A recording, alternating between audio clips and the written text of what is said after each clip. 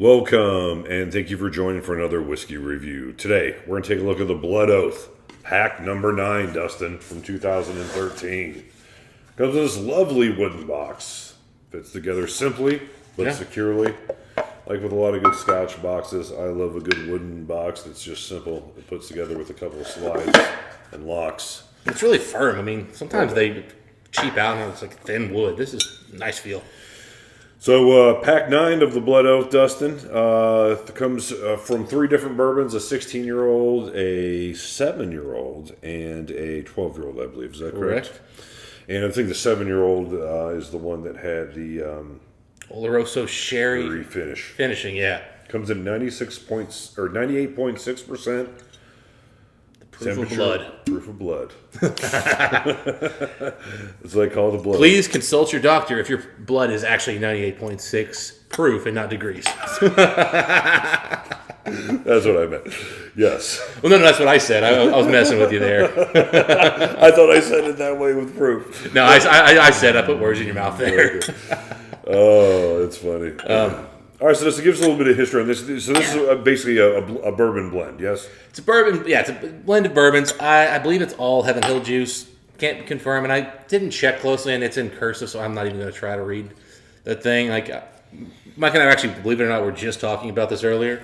Yeah, no one writes in cursive. Yeah, and then we saw this. My argument was like, the reason is, look, I can read cursive, I can write in cursive, but it is way harder to read it than it is to write it. Depending on how someone writes. People write grand. You know what I mean? Yeah. And a grand gesture. It's just like, oh, come on. But in small font like that, man, cursive is just so much harder to read. It is. I always loved cursive because I was always a poor speller, so I just yeah, exactly. Yeah, you won't even know. I had highs and lows. Like music. Yeah. But I do believe one of these may have been a higher rye or something. But anyway, it's most likely Heaven Hill. Lux Row puts this together. They've now been purchased by MGP, so who knows, in the future these might get different. But this is a series we've not brought any bottles to you guys of. I've liked some, I've found some not so good, and I've skipped a bunch of them. But Sherry, Oloroso, and bourbon, you know I'm a fan, Mike. Yep, you said I'm a ringy one. I said, every time we drink these are just things we drink in passing. But you said this one's worth it, so let's get to it. Yep. Right away, beautiful little bit of that red fruit. Little maybe plum or something. Caramel red apple. But you realize it's not a fully matured in sherry cask because you get very nice bourbon notes. There's a red sweetness to it. The sherry note, you can tell it takes a normal bourbon and it throws a red and sweetness on top. It's almost like red caramel, if that's a thing. Yeah. And maybe like instead of being a caramel covered apple, it's caramel. They put a few apple pieces in. Red wax in your bourbon. And there is a waxiness to this, actually, now that you say that. I've always found the Blood Oaths do kind of get a little on the over-oaked side, but this one's not giving me too much of that. It's actually coming in really balanced. Slightly burnt caramel, maybe? There's some burnt notes here. That 16-year-old bourbon is over-oaked for sure. I don't know how much is in there, but it's balanced with the rest of it. It's a big number. It's an old bourbon. Yeah. Anytime I hear bourbon over 15 years old, I always think, what's the oak note like? Yeah, I mean, 12 is kind of, I think, the sweet spot of, like, sophisticated, refined bourbon. And then after that, it can get really good or it can go really south. 12-year-old bourbon's like 18-year-old scotch. That's old. Yeah, 18 or 21, somewhere in there, yeah. That's old. Any older than this, it's going to be possibly a problem. Absolutely. Beautiful red candied sweetness. Apples, for sure. Touch of cinnamon. You go a lot of places with the red. You go cinnamon, you go red hots, you go apple. It's a strong apple. Cinnamon, caramel, apple. It's red apple, too. It's none of that, green apple. This is red apple. There's nothing tart about this whatsoever.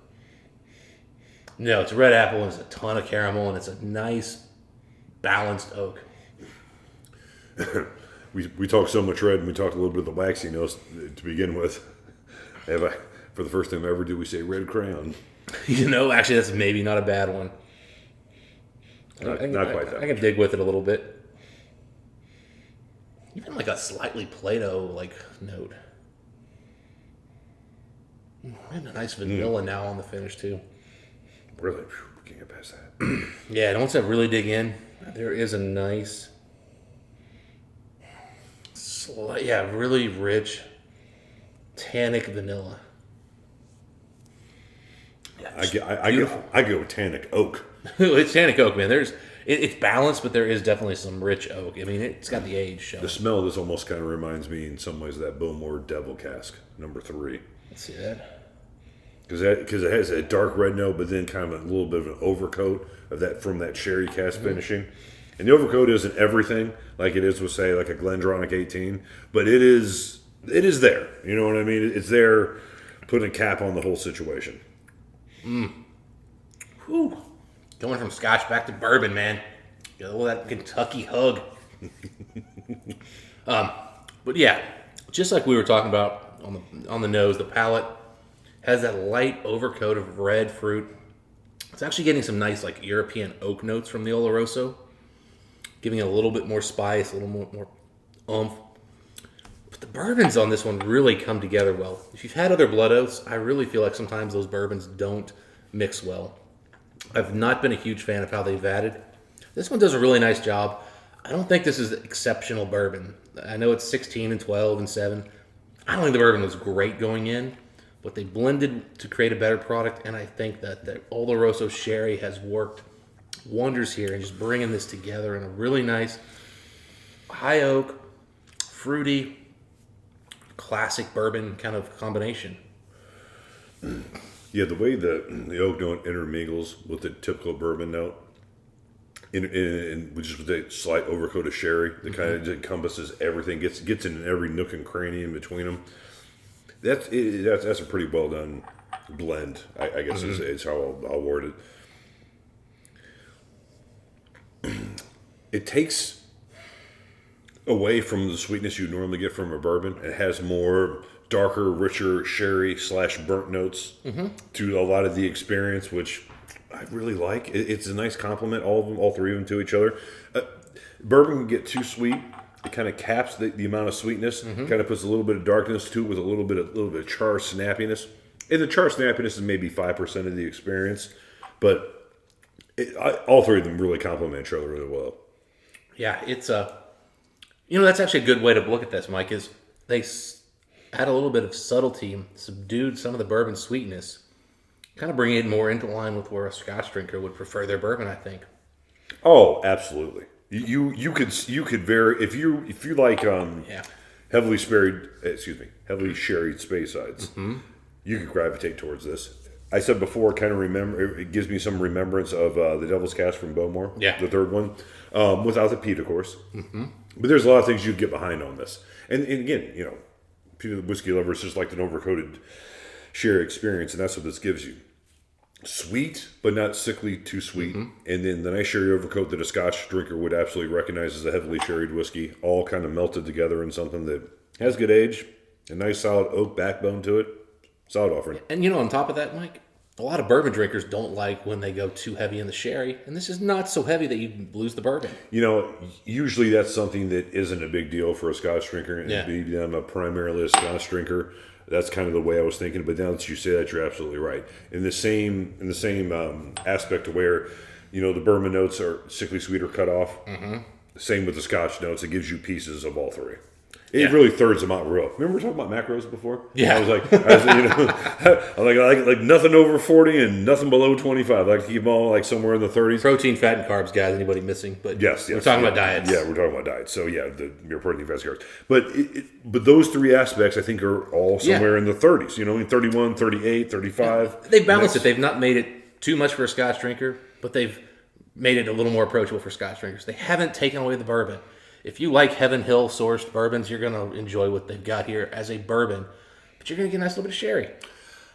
On top of that, it does a really nice job of giving you really solid ABV, but not really coming off as a high ABV. It comes off it comes off bitey from the spice and from the sweetness, but not from alcohol. No, it's actually low alcohol, but it is very bitey and spicy, which is a classic bourbon note. Honestly, it's a grain whiskey note in general. When you're doing corn grain based and not, malted barley or something. Right. Or malted rye. You're going to get a little bit of bite. And that's what's coming through here. Plus, a lot of oak. If you're building a whiskey, this takes you up. If you build anything from 1 to 10 as far as the scale, this takes everything like 7s. It's like across the board. Yeah. You know what I mean? As far as just ABV, taste, sweetness, you know. Did you ever play NBA Jam? You know I did. So NBA Jam Tournament Edition. You had to unlock him. It was James Worthy. Okay. And he was straight sevens. he was good at everything, but not special at anything. That's kind of, that's what this is. It's good at everything. It's not special, but there's no flaw in this game. The James Worthy of whiskey reviews. Straight sevens across the board. 92, James Worthy. But a fun experience, Dustin. Yeah. Fun experience, good ABV, beautiful packaging. How much you this render? They were about $150. And in today's market, where everything's getting super expensive, Not I terrible. think that's reasonable. Again, good age, reasonable proof. They did some cask finishing. I wish it was $130 like they used to be, but inflation's a thing. Yeah, I'd like to pick this up for a bill plus tax, but that's not ridiculous. No, 9 years ago these were a bill plus tax. Now, sorry. All right, Dustin, where are you as far as the whiskey score on this one? I think it's a really solid 87. Like, really enjoy it. Mm-hmm. Solid bourbon. Does everything well, but again, it's 7. It's not.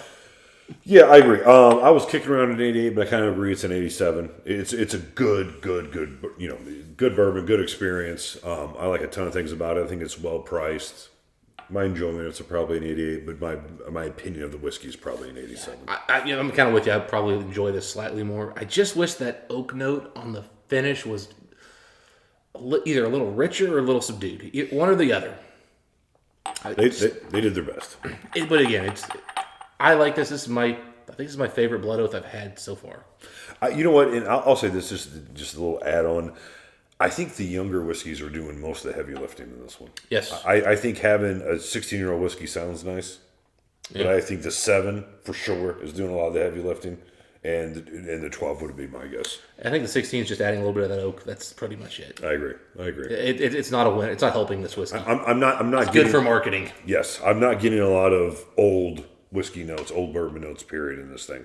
But the younger notes I'm getting are still solid notes. And 12 isn't young, but 7's solid. Yeah, 7's still pretty young, but I think a lot of that whiskey, I like what that has done to this bottle. Well, 7 plus however long it was in sherry, so you got a little extra bump there. 7.5. Yeah. 7 3/4. Anyway, I think that's doing a lot of the heavy lifting. I think that's what makes me like this whiskey.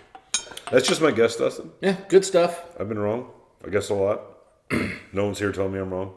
Unless we get the master blender on. Hey, by the way, feel free to come on over. Yeah, if you're the master blender. If you blended this, come on, hang out. Bring all of them. We'll love to try the first couple. I haven't had the first 2-3 releases. We can hope. Anyway, those are our thoughts on this particular whiskey. If you guys had a chance to try this one, let us know what you guys think. Dustin, until next time, what do we wish the folks? Happy 98.6 drinking. ABV of your blood.